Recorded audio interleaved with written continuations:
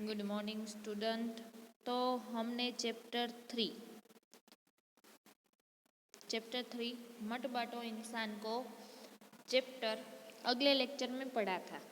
Okay, उसके बाद हमने शब्दार्थ और क्वेश्चन 1 प्रश्न के उत्तर दीजिए, वो तीनों के तीनों क्वेश्चन के आंसर हमने देख लिए थे। अब देखते हैं क्वेश्चन 2। तो समूह गान है, जो हमें गान करना है वो हम बाद में देखेंगे।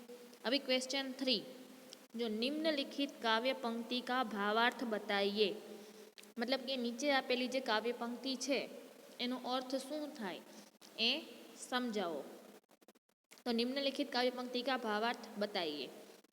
तो लिखा है वहाँ पे, अभी राह तो शुरू हुई है, मंजिल बैठी दूर है, उजियाला महलों में बंदी हर दीपक मजबूर है। तो इसका भावार्थ लिखो। आंसर, दुनिया में समानता की भावना, दुनिया में समानता की भावना फैलने की अभी तो शुरुआत हुई है, अभी तो शुरुआत हुई है। दुनिया में समानता की भावना फैलने की अभी तो शुरुआत हुई है। समानता का भाव पूरी तरह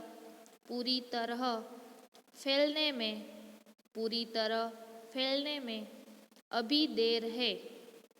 समानता का भाव पूरी तरह फैलने में अभी देर है। उसके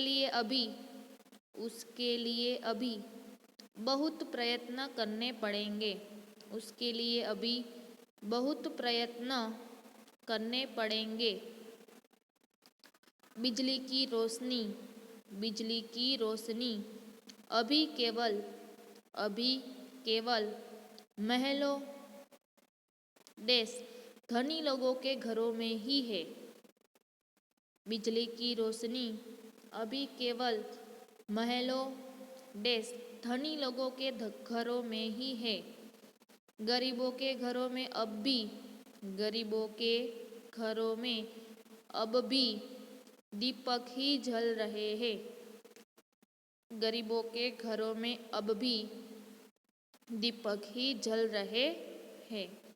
पूरा आंसर, दुनिया में समानता की भावना फैलने की अभी तो शुरुआत हुई है, समानता का भाव पूरी तरह फैलने में अभी देर है, उसके लिए अभी बहुत प्रयत्न करने पड़ेंगे। बिजली की रोशनी अभी केवल महलों या तो धनी लोगों के घरों में ही है, गरीबों के घरों में अब भी दीपक ही जल रहे हैं। इसको हम गुजराती में समझते हैं कि दुनिया में हजी समानतानी भावना फैलवानी हजी शरूआत थई छे, हजी तो बधी जग्याए समानता पूरी थई पण नथी। एना माटे आपणे घणा बधा प्रयत्न करवा पड़शे, कोशिश करवी पड़शे। हजी रोशनी छे, जे लाइट छे ए हजी महलों छे अथवा तो पैसादार लोकोना घरों ज छे, बाकी गरीबोना घरमां हजी पण दीपक ज जलावे छे।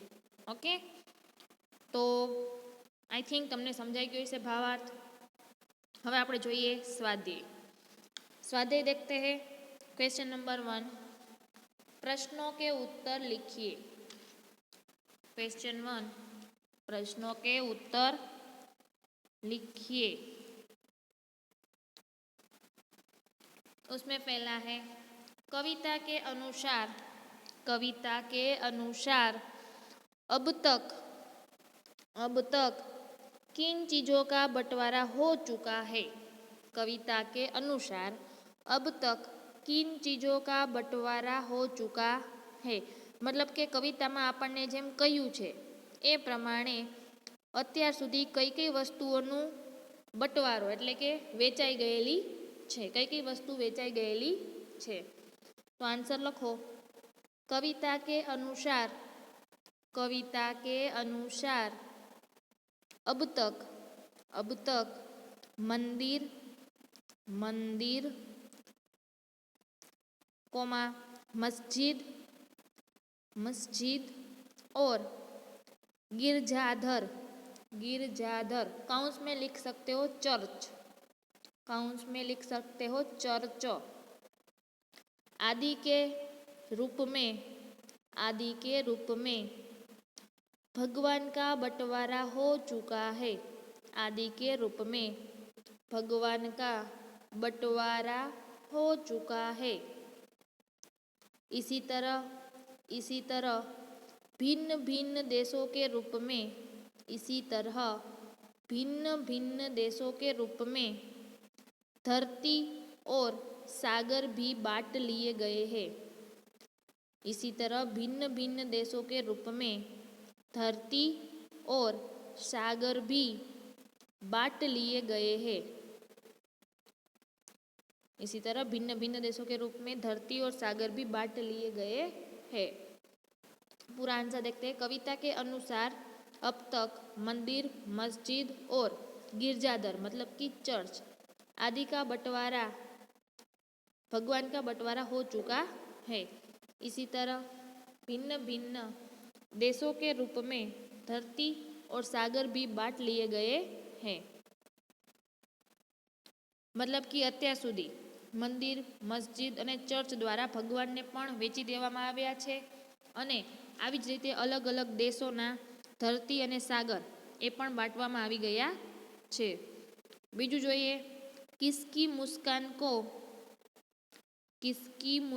કો कोई रोद नहीं पाएगा, किसकी मुस्कान को कोई रोद नहीं पाएगा।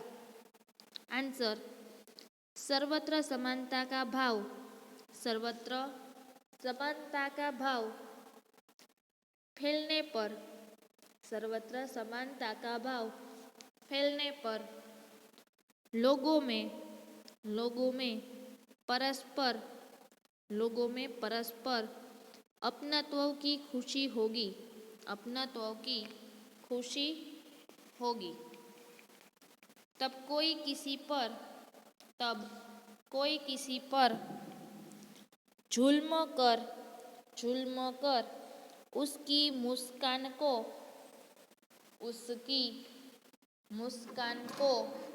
रोद नहीं पाएगा, उसकी मुस्कान को रोद नहीं पाएगा, अर्थात कि नष्ट नहीं कर सकेगा, अर्थात कि नष्ट नहीं कर सकेगा।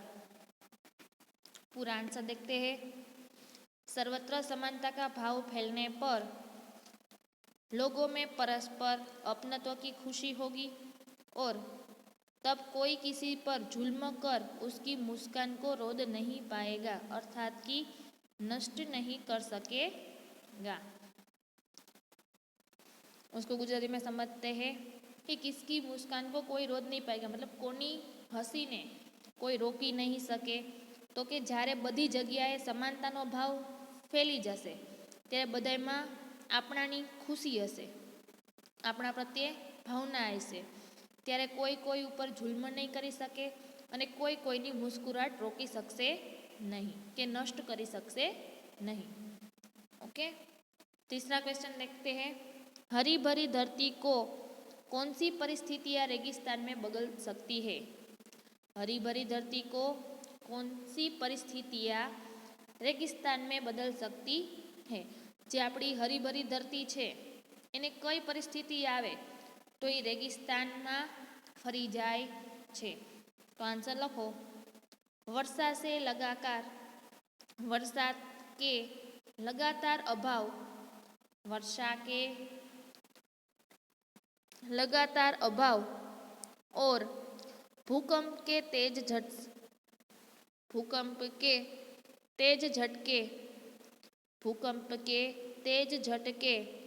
धरती की हरियाली नष्ट कर सकते हैं, धरती की हरियाली नष्ट कर सकते हैं। वर्षा के लगातार अभाव और भूकंप के तेज झटके धरती की हरियाली नष्ट कर सकते हैं। प्रकृति के ये रौद्र रूप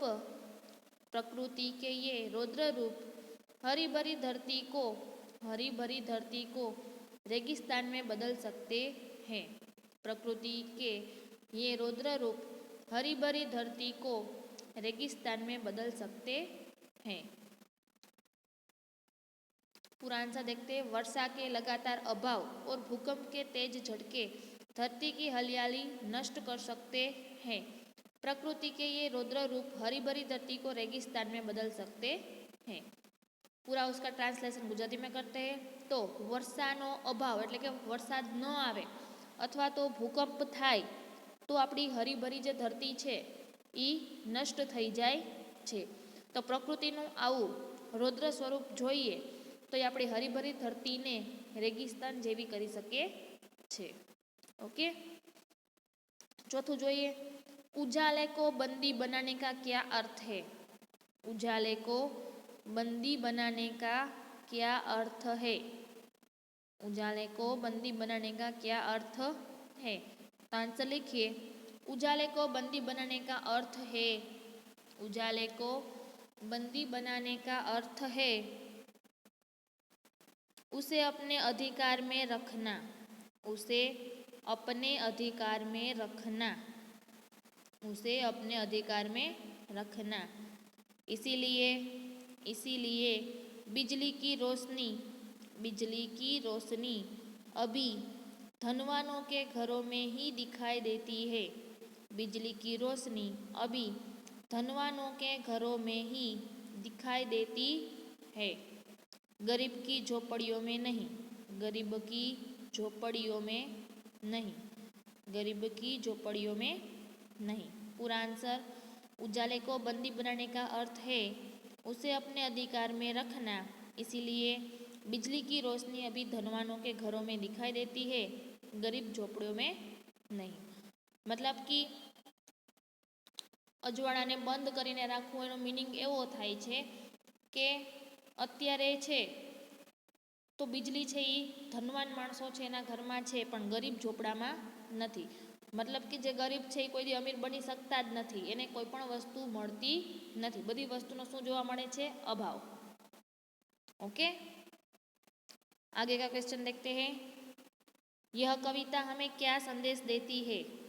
यह कविता हमें क्या संदेश देती है?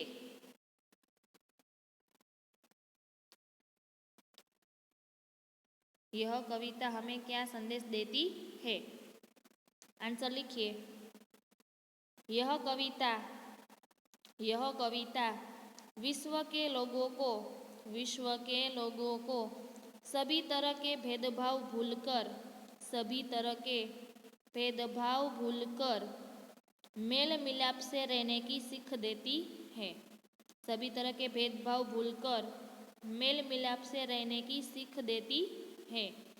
इस प्रकार यह हमें विश्व बंधुत्व का संदेश देती है। इस प्रकार यह हमें विश्व बंधुत्व का संदेश देती है। पूरा आंसर। यह कविता विश्व के लोगों को सभी तरह के भेदभाव भूलकर मेल मिलाप से रहने की सीख देती है। इस प्रकार यह हमें विश्व बंधुत्व का संदेश देती है। એટલે કે આ કવિતા છે એ વિશ્વના બધા લોકોને સંદેશો આપે છે કે એકબીજાના મતભેદ છે એને ભૂલી જાઓ અને હળીમળીને રહો અને આખું વિશ્વ એક છે એવો સંદેશો આપે છે। ઓકે, તો આપણા અહીંયા 5 ક્વેશ્ચન પૂરા થાય છે। આ 5 ક્વેશ્ચનમાં તમને કોઈ પણ ક્વેશ્ચનનું કાંઈ પણ ન સમજાય તો લેક્ચર પૂરો થાય પછી તમે પૂછી શકો છો। ઓકે, ટેસ્ટ આવે ત્યારે પ્રોબ્લેમ ઊભા થાય એના કરતાં અત્યારે તમે જોઈ લો કે તમને કોઈ પણ વસ્તુ સમજ ન આવતી હોય તો ત્યારે ને ત્યારે ક્લિયરિફિકેશન કરી લ્યો જેથી કરીને તમને સમજાય। ઓકે, આગળનો જોઈએ પ્રશ્ન 2। प्रश्न 2, निम्नलिखित शब्दों को शब्दकोश के क्रम में लिखिए। निम्नलिखित शब्दों को शब्दकोश के क्रम में लिखिए। उसमें शब्द हमको दिया है प्यासी, आंगन, सागर, इंसान, वितान, ऊपर, रेगिस्तान, मंजिल, घाटी, गिरजादर, मुस्कान, मुस्कान, चट्टान, उदास, और बंदी। इसका मीनिंग देख लेते हैं सिर्फ जानकारी के लिए, ओके। बाकी हमको ये शब्दकोश में रखने हैं। प्यासी मतलब कि जिसकी अभी प्यास बुझी न हो। आंगन मतलब हमें आप कहीं गुजराती में फड़िયું। सागर समुद्र। इंसान मनुष्य। वितान मतलब आकाश। ऊपर मतलब ऊपर। रेगिस्तान मतलब जहाँ रेत पाई जाती हो। मंजिल मतलब कि हमारा मुकाम। घाटी मतलब खीण। गिरजादर मतलब चर्च। मुस्कान मतलब हंसी। चट्टान मतलब मैदान। उदास मतलब कि हम नाखुश हो। बंदी मतलब जिसको कैद कर लिया हो, ओके। अब हम उसको शब्दकोश के क्रम में रखते हैं। तो पहला आता है आंगन। आंगन। दूसरा इंसान। उसके बाद उदास। उसके बाद ऊपर। उसके बाद गिरजादर। उसके बाद घाटी। उसके बाद चट्टान। उसके बाद प्यासी। उसके बाद बंदी। उसके बाद मंजिल। उसके बाद मुस्कान। उसके बाद रेगिस्तान। उसके बाद वितान और लास्ट में सागर। फिर से रिपीट करती हूँ। आंगन, इंसान, उदास, ऊपर, गिरजादर, घाटी, चट्टान, प्यासी, बंदी, मंजिल, मुस्कान, रेगिस्तान, वितान और सागर, ओके। क्वेश्चन 3 देखते हैं। आज के इस आधुनिक परिवेश में संयुक्त परिवारों की जगह एकल परिवार ने ले ली है। मतलब कि આજનો આપણે આધુનિક યુગ જોઈએ તો આપણે જોઈએ છીએ કે પહેલાંના જમાનામાં સંયુક્ત ફેમિલી વધારે હતું. અત્યારે એકલ પરિવાર રહે છે, મતલબ કે હસબન્ડ વાઈફ ને એના છોકરાઓ, બરાબર. તો એકલ પરિવાર કે પક્ષ વિપક્ષ પર કક્ષા में चर्चा कीजिए. એકલું પરિવાર જે રહેતું હોય એના પક્ષમાં મતલબ પોઝિટિવ વ્યૂમાં અને નેગેટિવ વ્યૂમાં ચર્ચા કરો અને લખો. તો આપણે લખશું. લખો. आज संयुक्त परिवारों की जगह, आज संयुक्त परिवारों की जगह एकल परिवारों की हवा, एकल परिवारों की हवा चल रही है. एकल परिवारों की हवा चल रही है. तुम इस बारे में क्या सोचते हो? तुम इस बारे में क्या सोचते हो? Question mark.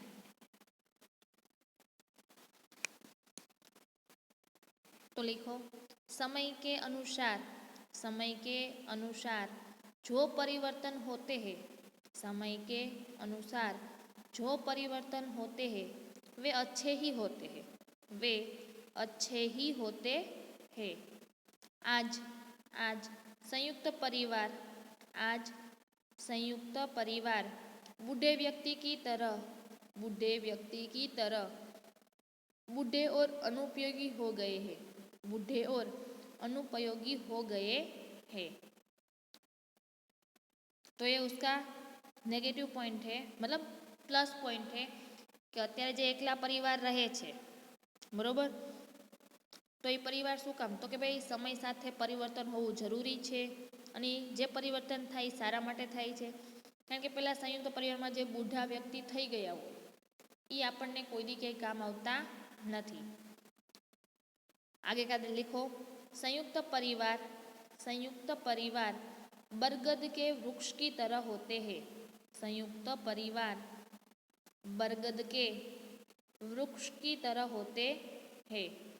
उनका महत्व न समझने वाले ही उनकी बुराई करते हैं, उनकी बुराई करते हैं. अब दूसरा पॉइंट हमने लिखा कि संयुक्त परिवार है वो पीपल के वृक्ष के जैसा होता है क्योंकि जो भी उनका महत्व नहीं समझता वही उसकी बुराई करता है, ओके. उसके बाद का पॉइंट लिखिए हमारा परिवार एकल परिवार है, हमारा परिवार एकल परिवार है. पिताजी, माँ, दीदी और मैं, बस ये 4 जन ही हमारे परिवार के सदस्य हैं। हमारा परिवार एकल परिवार है। पिताजी, माँ, दीदी और मैं, बस ये 4 जन ही हमारे परिवार के सदस्य हैं। घर में बड़ी शांति रहती है। घर में बड़ी शांति रहती है। जब हम संयुक्त परिवार में थे, जब हम संयुक्त परिवार में थे, तब तब रोज आपस में झगड़े होते थे। तब रोज आपस में झगड़े होते थे। पुरुष खर्च के बारे में, पुरुष खर्च के बारे में और महिलाएं काम के बारे में झगड़ती थी। पुरुष खर्च के बारे में और महिलाएं काम के बारे में झगड़ती थी। हम शांति से पढ़ भी नहीं सकते थे। हम शांति से पढ़ भी नहीं सकते थे। इसलिए मैं तो एकल परिवार ही पसंद करती हूँ। इसलिए मैं तो एकल परिवार ही पसंद करती हूँ। ये पॉजिटिव पॉइंट था एकल घर के बारे में कि અત્યારે અમે એકલા રહીએ છીએ, મારા પપ્પા, મમ્મી, દીદી અને હું. તો અમે 4 જણા જ ઘરમાં રહીએ છીએ. ઘરમાં સાવ શાંતિ હોય છે. જ્યારે અમે સંયુક્ત પરિવારમાં હતા તો રોજ ઝઘડા થતા. પુરુષ હતા એ ખર્ચાની બાબતે ઝઘડા કરતા, મહિલાઓ હતી કામની બાબતે ઝઘડા કરતી અને અમે શાંતિથી વાંચી શકતા પણ નહીં. એટલા માટે મને એકલ પરિવાર ગમે છે. હવે એનો નેગેટિવ પોઈન્ટ જોઈએ. एकल परिवार में बच्चे बिगड़ जाते हैं। एकल परिवार में बच्चे बिगड़ जाते हैं। एकल परिवार में बच्चे बिगड़ जाते हैं।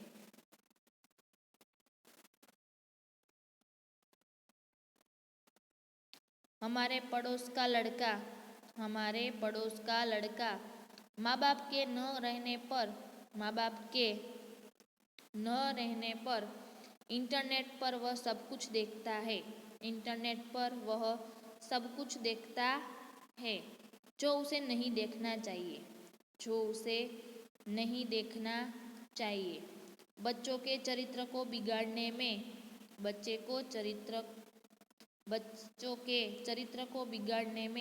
एकल परिवार जिम्मेदार है। बच्चों के चरित्र को बिगाड़ने में एकल परिवार जिम्मेदार है।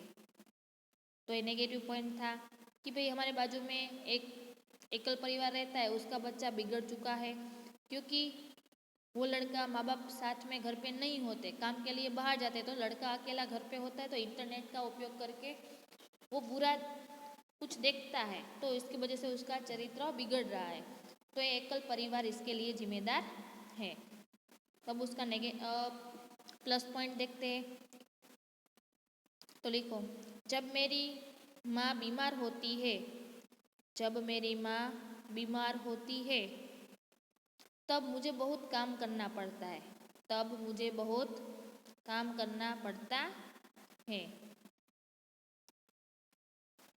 ब्रेड खाकर ही काम चलाना पड़ता है। पिताजी शाम को आते तब खिचड़ी बनती है। पिताजी जब शाम को घर पे आते तो खिचड़ी बनती है। यदि संयुक्त परिवार हो तो दादी या चाची के हाथ का खाना हमें मिल सकता था।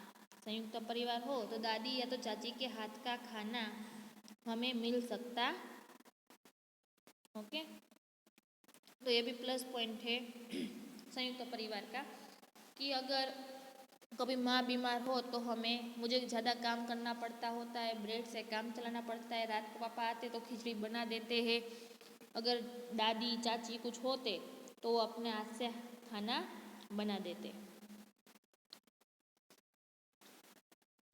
उसके बाद का देखते हैं कि संयुक्त परिवार हो तो कोई बीमार हो, संयुक्त परिवार में कोई बीमार हो तो वह अस्पताल जाता है। तो बारी बारी घर के सदस्य उसकी देखभाल करते हैं। बारी बारी घर के सदस्य उसकी देखभाल करते हैं। क्या एकल परिवार में यह संभव है? क्या एकल परिवार में यह संभव है? तो आप भी सोचिए कि आप एकल परिवार में रहते हो तो कोई बीमार हुआ तो बारी बारी कोई हॉस्पिटल नहीं जा सकेगा। अगर संयुक्त परिवार है तो बारी बारी सब लोग जा सकते हैं और घर का काम भी हो जाता है। लास्ट में लिखिए संयुक्त परिवार में सहयोग की जो सुविधा होती है, सहयोग की जो सुविधा होती है वह एकल परिवार में संभव नहीं है। संयुक्त परिवार में सहयोग की जो सुविधा होती है वह एकल परिवार में संभव नहीं है। परंतु परिवार की शांति और आर्थिक दृष्टि से समय की मांग एकल परिवार है। समय की मांग एकल परिवार है। मतलब कि શોર્ટમાં આપણે જોઈએ તો જો સંયુક્ત કુટુંબ હોય તો બધાએ વેચીને કામ કરે, સાથે હળીમળીને રહી શકે, છોકરા ઉપર ધ્યાન આપી શકો તમે લોકો, કોઈ માંદું પડ્યું તો આપણે એની સારવાર કરી શકીએ અને ઘરનું કામ પણ અટકે નહીં, મોટા હોય તો છોકરાઓને સંભાળી શકે, મમ્મી પપ્પા નોકરી કરતા હોય તો સંયુક્ત પરિવાર એ રીતે સારું છે। બીજી રીતે જોઈએ તો સંયુક્ત પરિવાર જેટલા ઝાઝા લોકો હોય એટલા ઘરમાં બાંધવાના પણ ઝાઝા થાય, બધાની અલગ અલગ માંગો હોય તો એ રીતે આર્થિક દ્રષ્ટિએ તે ખર્ચાળ છે। એકલ પરિવાર જોઈએ તો એકલ પરિવારમાં સારું શું તો કે તમે શાંતિથી રહી શકો અને ઓછો ખર્ચો થાય, પણ એકલ પરિવારનું નુકસાન તો કોઈ માંદું પડ્યું હોય તો કોઈ એકબીજાની સારવાર કરી શકે નહીં, બધાને વધારે કામ કરવું પડે, કોઈ એક માણસ ઉપર જાજી બધી જિમ્મેદારી આવી જાય તો આવી બધી વસ્તુ જોવા મળે છે। ઓલરેડી તમે 8માં ભણો છો, તમને એટલી તો ખબર જ છે કે સંયુક્ત પરિવાર અને ખાલી આપણે 4 જણા ઘરમાં હોઈએ તો કઈ વસ્તુ પોઝિટિવમાં લખી શકો, કઈ નેગેટિવમાં, બરાબર? તો તમે તમારી રીતે પણ આ પ્રશ્નનો આન્સર લખી શકો છો। ઓકે, હવે આપણે આગળ જોઈએ તો અપૂર્ણ કાવ્ય પૂર્ણ કીજીએ। अपूर्ण काव्य पूर्ण कीजिए।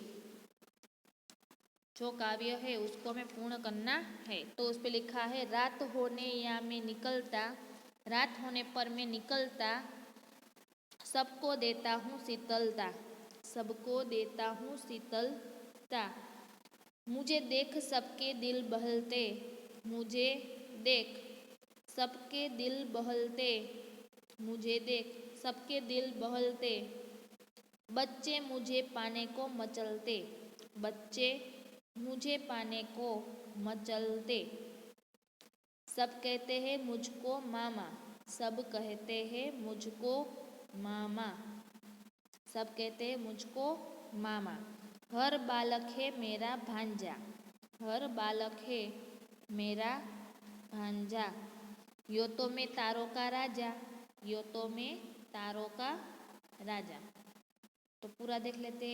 रात होने पर मैं निकलता हूँ मतलब रात्रे हूँ निकलूँ छू, सबको देता हूँ शीतलता, बधाईने ठंडक आपू छू, मुझे देख सबके दिल बहलते, मने जोईने बधाईनुं दिल मोही जाय छे, बच्चे मुझे पाने को मचलते, छोकराओने हूँ खूब गमूँ छू, सब कहते हैं मुझको मामा, बधाई मने मामा कहे छे, हर बालक है मेरा भांजा, जेटला नाना नाना छोकराओ छे बधाई शुं छे मारा भांजा, यो तो मैं तारों का राजा, हूँ तारोनो पण राजा छू, कोण छे?